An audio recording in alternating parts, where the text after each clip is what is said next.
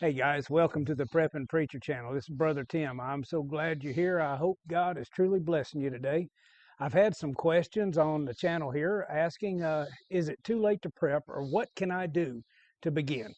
So stay tuned. We're going to talk a little bit about it.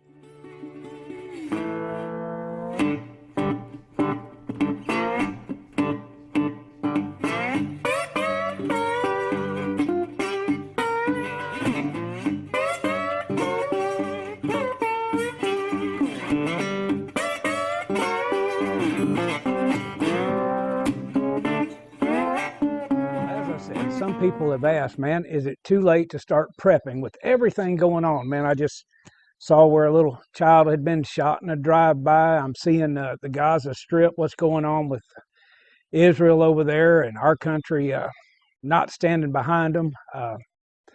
Guys, I've seen our economy is in hyperinflation. It doesn't matter what they're trying to tell you on the TV. When Warren Buffett says we're in hyperinflation, well, I tend to listen to Warren Buffett. He's been pretty right most of the time when it comes to the economy. People are starting to get back to work. The numbers are unemployment numbers are going down. Well, one reason is a lot of the states, including this great state of Tennessee, is cutting off this unemployment benefits that it's through the roof. So people are having to start back to work. I never thought I'd see a hiring bonus at a McDonald's for $500. It just astounds me, blows my mind. But things are getting rough in this country. And I believe our economy is getting rough, and I've had people ask, what can I do? Well, you can start now. If you've been prepping for a while, there's a rule of threes that we always talked about in surviving. You have, 3 minutes without air. Now, some people can go longer than that, and you can hit me with the comments that you went 5, whatever it may be. But standard rule of thumb, 3 minutes on that. 3 minutes, or excuse me, 3 days without water. Some go longer than that, but 3 days and it gets very unhealthy. And 3 weeks without food. Now, I know I could probably stand to go about 3 weeks without food, but that's what you need to look at. Them are the big threes right there. I think there's also 3 hours in inclement weather is one of them too I've seen in past. And when we're talking inclement weather, we're talking 120 degrees in the heat of the sun, or we're talking sub-zero temperatures where hypothermia will kick in. And so you need to start concentrating on them. Now, most of the people watching this, you're not going to get caught out in the desert. So we're not talking about that. We're talking about what if the balloon goes up. We all have our, as I call them, crap hit the fan moments in life. It could be a natural disaster. Me, myself, my wife, we've gone through a couple of tornadoes. By the grace of God, we've survived.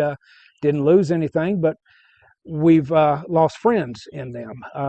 We've seen people get hit with the hurricanes, and they're predicting a pretty good hurricane season this year. It could be natural disasters. It could be a financial disaster. The market could crash. It always reminds me of that old Hank Williams Jr. song, the stock market down and the interest rate up and the stock market down.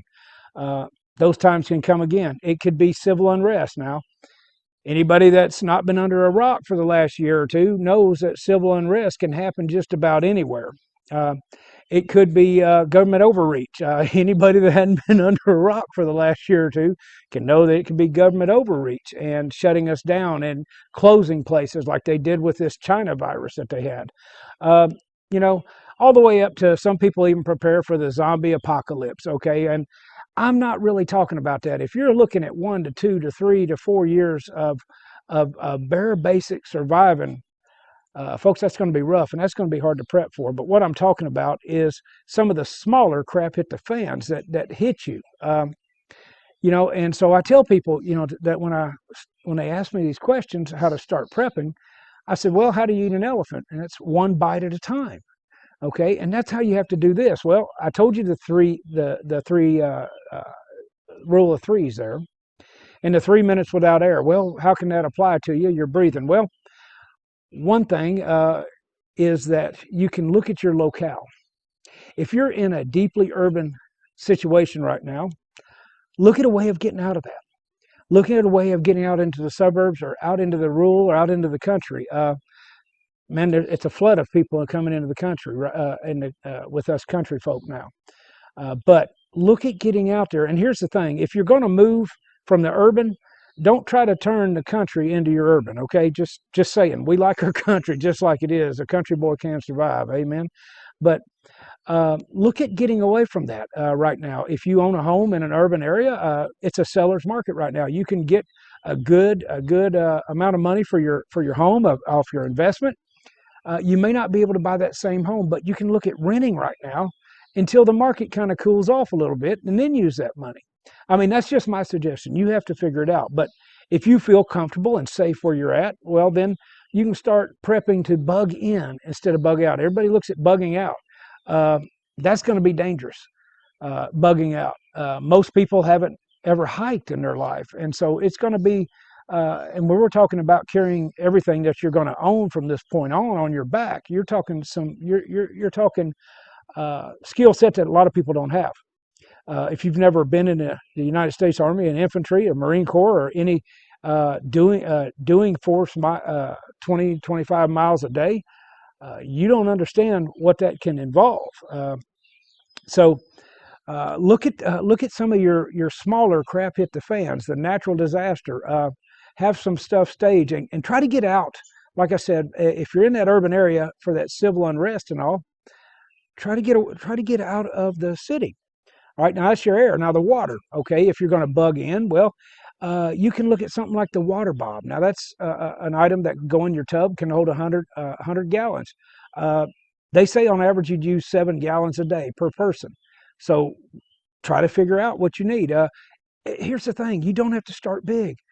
If you don't have the finances or the place to store it, possibly, maybe you just got a shower. I don't know, but go to Walmart and buy you some bottled water and put up.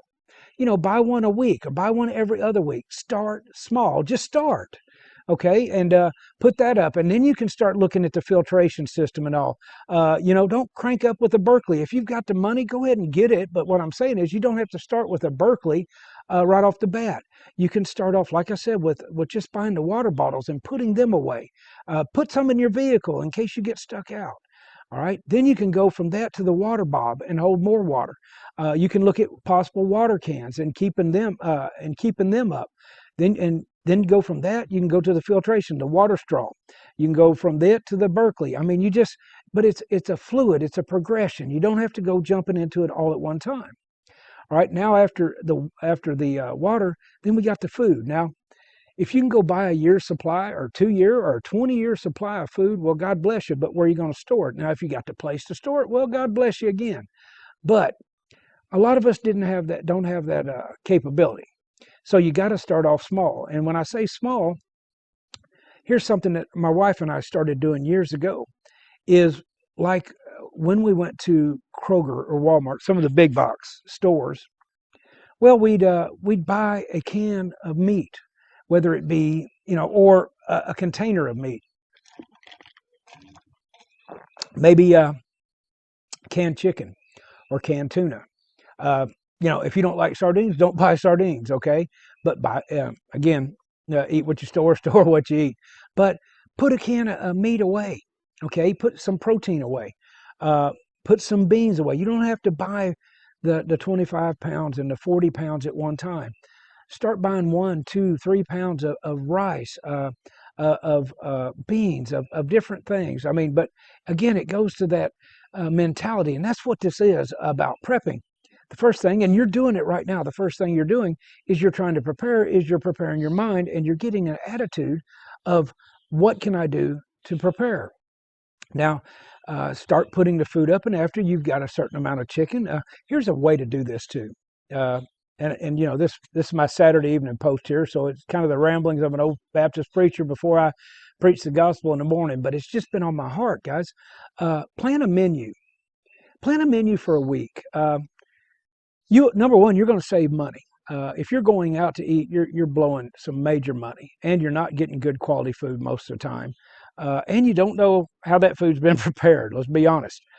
So go out and make a menu of everything you're going to eat for a week for you and the family, and write down everything you're going to need to do that, and then purchase those supplies. This is part of budgeting. Okay, well, when you do that, add a quarter percent, 25% of whatever you're buying. Okay, and add that to it, and store that away. And see, after 4 weeks of this, if you're putting 25%, it's real basic. Well, then you got an extra week stored up, and you do it the next month. Well, then you got 2 weeks stored up, and then the next is 3 weeks. Now, see this: if something happens, possibly you lose your job, or God forbid, hyperinflation kicks in, like Venezuela and Zimbabwe and some of these countries we've seen it kick in. Uh, you've got gold in that food, because now you've bought it at today's prices, not next year's prices. We ate rice not too long ago from 1999, man, and it was a lot cheaper then than what we're paying now, just because we'd stored it that way. But start small. Start with that menu, and once you've got a week worked out, we'll work out 3 weeks, and after 3 weeks, work out 3 months. Keep moving, progressing. Okay, that's how you know if you're prepping, is you're progressing. You're not degressing there. All right, so you got the food now. Next, I would say on this is we talked about would be protection. I would suggest first you make sure your locale is where you want to be, or that you've got a place that you can get to. Then it would be the water, and then it would be the food, and then you look at protection. Majority of the people probably watching this video already have some type of protection. Don't go nuts on the protection side until you get some of the other taken care of. I do suggest having protection, and that's a whole nother video. We won't even get into that. After protection, then you can start looking at some of the other stuff, well, you hear people going, be stacking silver, stacking gold, stacking copper rounds, putting up precious metal. And I'm a firm believer that it's a good way to hedge your bet in inflationary times, but in the same aspect, you can't eat them. People go, well, you can barter for it. Yeah, but the people, if things go that bad, if crap really hits the fan, people are going to want food. People are going to want material items that they can use, whether it be hand tools, whether it be weapons, ammunition, place to stay. There's going to be some bartering going on, and I love to barter, man. I love to trade this for that. But right now, I'm just trying to explain to you, man, that times are getting bad. All right, we've seen diesel fuel go up 25 to 30%. Well, all the farmers use diesel fuel. Talking to a farmer friend of mine, he does over 1,000 acres of corn and soybeans. Well, he said that his fertilizer has gone up upwards to 300% in cost. Well, guys, he's not going to eat that cost. We are. We're going to have to. It's going to be a trickle down effect with Joe and his economic plan. It's going to be a trickle down, but it's going to be trickle down that we're going to have less and less money on this end as consumers. Corn, wheat, beans, everything's at a high right now. And so we're going to pay for that. Now you think, well, I don't eat that much corn. Yeah, but you put fuel in your car and that ethanol's in it. Everything's going up. Your paycheck's not going to go as far. And that right now, I think, is the biggest crap hit the fan that we're going to have going on. So just giving you a Saturday evening post here for the older generation, you know what I'm talking about. But I just wanted to tell you, man, that you can do it, but you got to start now. It is never too late. As I tell people every Sunday, man, today is the day. Now, when I'm saying it's Sunday, I'm talking about today is the day of salvation. Now, the biggest prep that you need to do is you need to accept Jesus Christ as your Lord and Savior. That way you're prepped for eternity. Well, if you made it this far in the video, well, thank you and God bless you. Hey, if you're new here, hit the subscribe button, hit the bell. You'll get notifications when they come out. We're going to be doing some more videos. We're going to be doing a $20 or less prepping, where items under $20 to better prepare ourselves. We're also going to be doing some videos of where we go into different stores like Dollar Tree, Magic Dollar, and looking at items that with a mindset of prepping with the minimal money out of our pockets, so you can be putting these up. We're going to be looking at some different gear coming up that would be nice to have or use, and we're going to try to test some of it out. So if you've got any ideas, or if you've got something you want to see, let me know that too. Put it in the comments there. If you've got a prayer request, please listed in the comments of the video, man, we will be praying for you. Now I pray this though, that until I see you again, I pray that God may richly bless you and that you'll continue to stand in the gap. This is the Prepping Preacher. I'm out of here.